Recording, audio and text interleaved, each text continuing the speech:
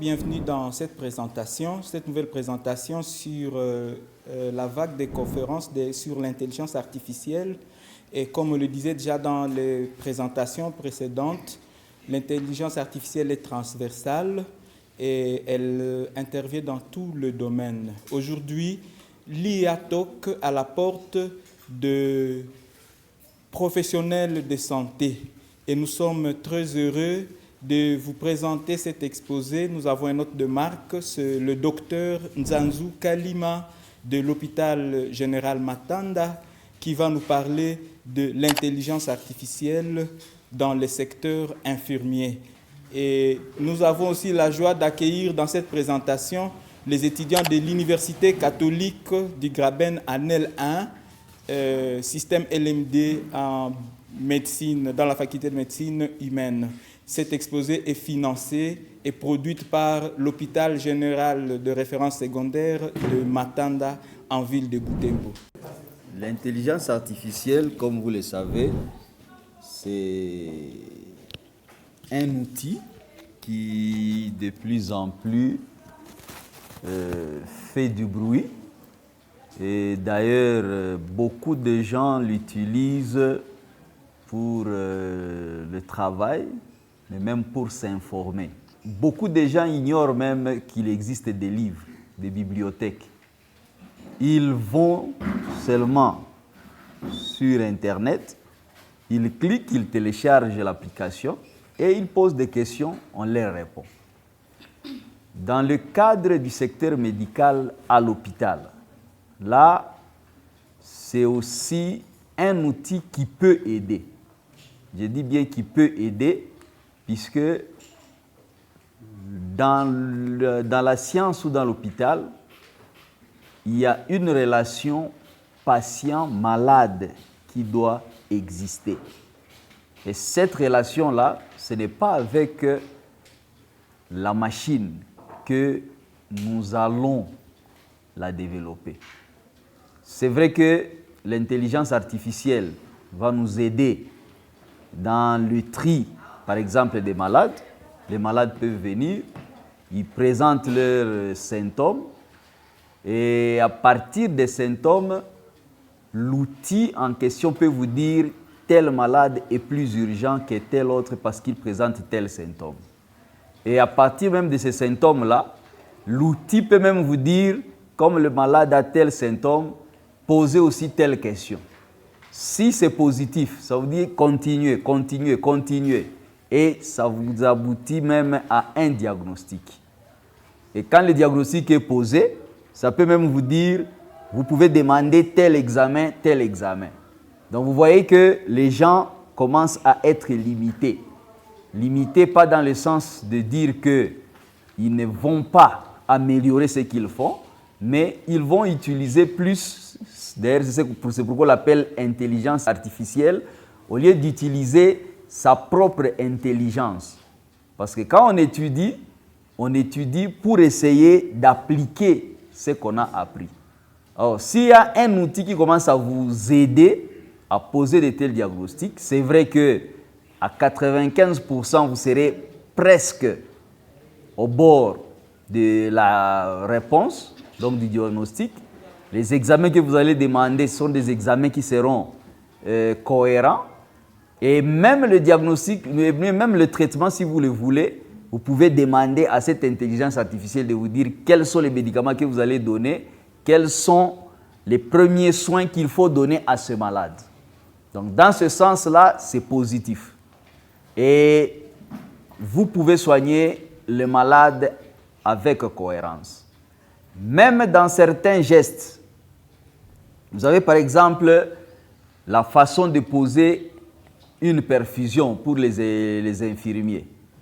Si vous manquez une veine, vous pouvez même dire à cette intelligence artificielle, j'ai besoin que vous puissiez nous tracer les trajets des veines au niveau de l'avant-bras. Un autre avantage avec cette intelligence artificielle, c'est que lorsque vous avez des médicaments que vous voulez prescrire, vous avez 2-3 produits, et vous ne savez pas dire qu'il y a une interaction entre ces produits-là. vous pouvez demander à cette intelligence artificielle. Ça va vous donner immédiatement les associations possibles et les associations qui ne sont pas possibles. Et avec ça, vous pouvez peut-être épargner le malade des différents accidents qui pouvaient survenir. Alors, vous voyez qu'avec ça, il y a des opportunités, il y a l'amélioration de la qualité même de la sécurité des soins. Vous avez un gain de temps grâce à l'automatisation des tâches répétitives, parce que là, ça va vous dire c'est tel acte qu'il faut d'abord poser, puis tel autre, et vous avez à soigner ou à prendre en charge correctement votre patient. Un autre élément, c'est que vous avez aussi un accès rapide aux données médicales. Et ces données médicales que vous demandez, la plupart des temps, ce sont des données qui sont précises. Mais il faut faire attention, parce que cette intelligence artificielle, elle peut vous donner aussi des informations qui dépassent le niveau de votre structure. Ça peut vous donner des médicaments que vous n'avez pas. Ça peut vous demander de faire ou d'appliquer des techniques que vous-même vous ne maîtrisez pas. Donc, il faut toujours faire attention et ne pas avoir honte à poser la question à cette même intelligence artificielle. Vous lui dites que non, moi je suis dans un milieu à ressources limitées. Qu'est-ce que je vais faire dans ces conditions-là?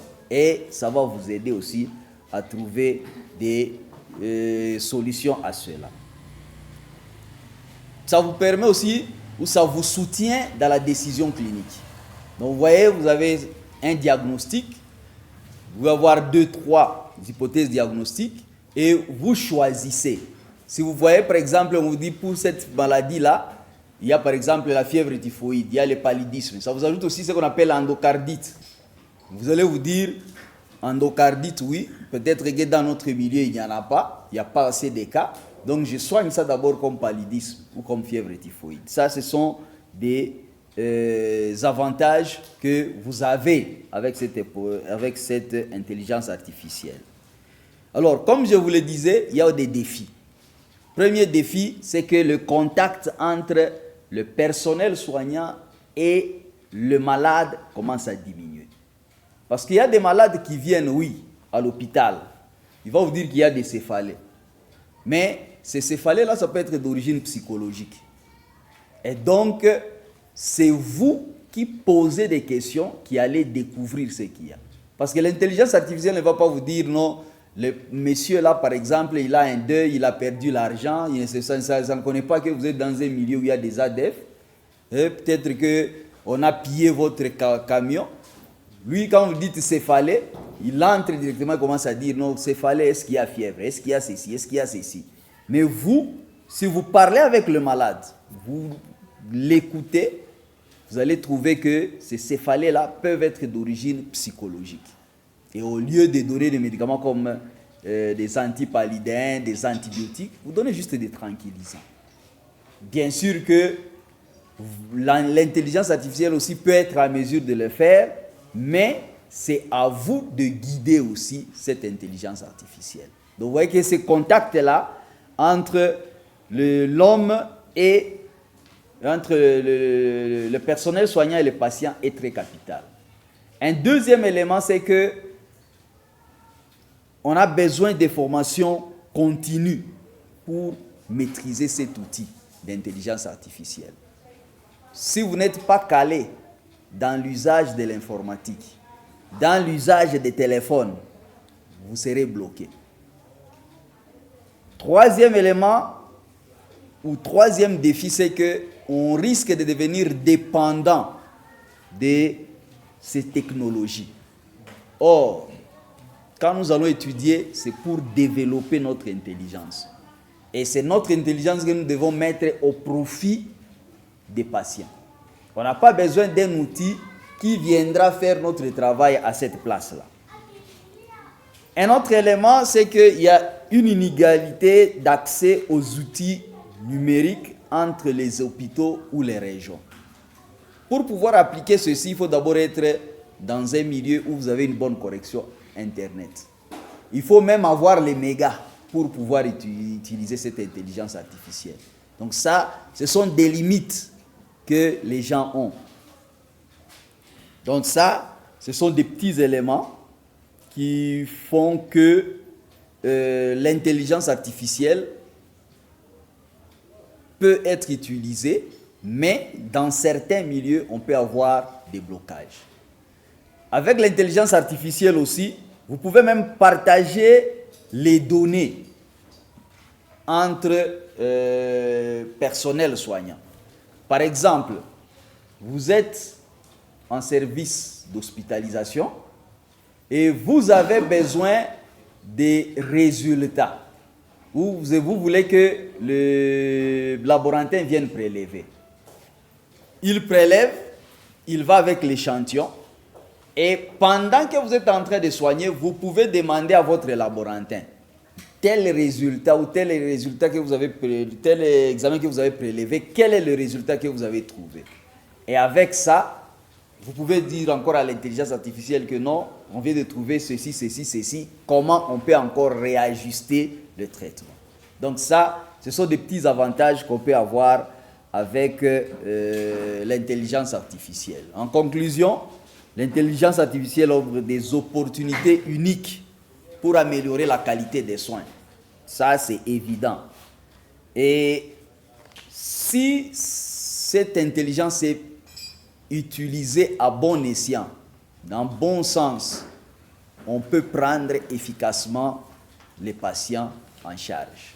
Mais ce qui est là, c'est qu'il ne faudrait pas être, faut pas être addicté. Donc, on ne doit pas avoir l'addiction à 100% à cette intelligence artificielle. Il faut toujours voir ce que l'intelligence artificielle vous propose et vous voyez ce que vous avez étudié. Est-ce que ça va de pair? Si ça concorde, vous y allez. Mais si vous trouvez qu'il peut y avoir des contradictions, vous pouvez aussi recadrer cette intelligence artificielle et avec ça, vous allez améliorer la prise en charge de vos patients. Donc c'est cela que je peux donner comme élément sur l'intelligence artificielle dans la pratique médicale. Merci. Quelle est l'attitude à prendre devant un malade qui a consulté l'intelligence artificielle avant de se faire venir soigner? Merci beaucoup, ça c'est une très bonne question. Et ça, c'est ce qui se fait en réalité. Beaucoup de malades actuellement viennent à l'hôpital tout en sachant, ils ont déjà une idée sur les diagnostics et même les traitements qu'ils peuvent recevoir. Et c'est là que je vous ai dit qu'il faut être bien informé. Parce que le malade va venir, va vous dire, j'ai tel symptôme, tel symptôme, tel symptôme. Il vous explique. Vous commencez à lui parler. Et lui va commencer à vous dire, mais j'ai lu quelque part, on m'a dit que j'ai ceci, ceci, ceci. Maintenant, c'est à vous maintenant de dire au malade, si c'est telle pathologie, il y aurait aussi tel signe, tel signe, tel signe. Si c'est telle pathologie, il y aurait ceci, ceci, ceci. Et avec ça, vous recadrez le malade. Et d'ailleurs, la plupart des malades, quand vous allez lui dire, il y aurait ceci, ceci, ceci, il va maintenant vous dire, ah ça, je n'ai pas, j'ai plutôt ceci. Et avec ça, avec ce que vous avez étudié, vous allez maintenant recadrer. Et si vous aussi, vous avez l'intelligence artificielle avec vous, vous prenez maintenant ces signes et vous ajoutez tout ce qu'il va vous ajouter, tout ce qu'il lui aurait omis, et vous vous retrouvez avec d'autres diagnostics et il va maintenant comprendre qu'il était à côté. Et c'est la raison pour laquelle, d'ailleurs, la faculté de médecine ne fermera jamais ses portes. Il y a des facultés qui vont fermer leurs portes avec l'intelligence artificielle, mais la médecine, ce sera difficile. Parce qu'on a toujours besoin de ce contact-là entre le patient et le personnel soignant. Ouais. Une autre question? Merci beaucoup pour la parole accordée. J'aimerais bien savoir quels sont les avantages et les désavantages de l'intelligence artificielle. Merci. Les avantages de l'intelligence artificielle, c'est que c'est un guide. Il vous guide sur ce que vous connaissez. Malheureusement, beaucoup de gens sont en train de se cabrer sur ce que l'intelligence artificielle leur propose à 100%. C'est une intelligence artificielle. C'est artificiel, donc ça crée aussi. Mais vous avez étudié, et donc votre intelligence, vous devez la mettre en... Donc ça doit aller de pair avec cette intelligence artificielle. Et comme vous raisonnez, vous devez vous dire, ce que l'intelligence artificielle me dit ici, c'est ceci. Mais moi, ce que je pense, c'est ça. Et l'avantage avec cette intelligence artificielle, c'est que vous pouvez même faire des débats avec cette intelligence. Donc, quand ça vous propose quelque chose, vous lui dites, non, non, moi, je pense que c'est ceci. Et il va aussi essayer de vous contredire ou bien de vous donner raison. Le désavantage, c'est que les gens ont tendance aujourd'hui à se cabrer seulement sur ça. Ils ne lisent plus. Beaucoup de médecins stagiaires. Aujourd'hui, il y a même des pays où on autorise d'entrer avec le téléphone à l'examen. Donc il suffit seulement, vous entrez, on pose les questions, vous mettez ça là-bas et vous écrivez bêtement, vous partez. Maintenant, le problème c'est quoi? Si l'enseignant aussi n'est pas informé sur ce que vous écrivez, bon, il vous donne 0 alors que vous avez raison. Parce que lui n'est pas informé. Donc les désavantages, c'est que nous, les personnels, par exemple en médecine, le personnel soignant n'aura plus le temps de raisonner. Il va attendre tout. Il attend des solutions déjà faites. Donc on lui dit seulement faites ceci, ceci, ceci, et lui il applique bêtement, sans savoir si c'est vrai ou faux. Donc quand vous utilisez l'intelligence artificielle, il faut savoir que c'est juste un guide. Quand vous êtes bloqué, c'est à ce moment-là que vous faites recours à cette intelligence artificielle. Et quand vous n'avez rien dans la tête, vous pouvez aussi demander à l'intelligence artificielle, ça vous éclaire. Mais vous pouvez aussi aller lire. Et là aussi, il faut faire attention parce que c'est comme les articles ou les revues pirates. Il y a aussi des revues pirates. Donc ne pensez pas que tout ce qui est dit là-bas est vrai. Parfois, il peut y avoir même des informations fausses que vous allez appliquer et ça vous met à côté. Ok? Merci. Oui. Bon, merci pour la parole accordée. Moi, je voulais juste savoir, vous avez parlé de la formation continue sur l'intelligence artificielle. Quelle est la manière ou le moyen qu'on peut former les gens sur l'intelligence artificielle? Comment les appliquer? Ce sont des... comment on peut dire ce sont des logiciels, non pas les logiciels comme tels, mais ce sont des... comment on les appelle encore? Des algorithmes. Ce sont des algorithmes qu'il faut savoir utiliser. Et ces algorithmes s'utilisent en fonction de ce qu'on veut rechercher. Si vous lui mettez par exemple céphalée, ça va vous donner un grand algorithme. Les céphalées, il y en a beaucoup dans beaucoup de maladies. De l'hypertension artérielle, donc il y a des maladies sans fièvre, il y a des maladies avec fièvre, il y a des maladies, dans les maladies sans fièvre, vous avez des maladies comme l'hypertension artérielle, il y a des tumeurs qui peuvent donner des maux de tête. Dans les maladies infectieuses, il y a des maladies d'origine virale, bactérienne. Donc vous voyez que c'est céphalée seulement que vous avez mis. Et vous lui demandez, donnez-moi les diagnostics. Ça va vous mettre au moins 100 diagnostics. Maintenant, à vous maintenant de choisir parmi tous ces diagnostics-là, quel est le plus probable pour vous être malade. Et c'est comme ça qu'on vous dit qu'il faut une formation. Quand vous dites qu'il y a céphalée, il faut aussi ajouter. Et quand vous ajoutez, c'est vous qui posez les questions aux malades. Si vous attendez que l'intelligence artificielle vous demande de poser des questions, ça va vous amener plusieurs questions et vous allez embrouiller votre malade. Donc, c'est là qu'on vous dit qu'il faut une formation sur la manière d'utiliser cette intelligence artificielle. Ok? Je pense qu'on peut s'arrêter là. Merci. Merci, docteur. Applaudissez.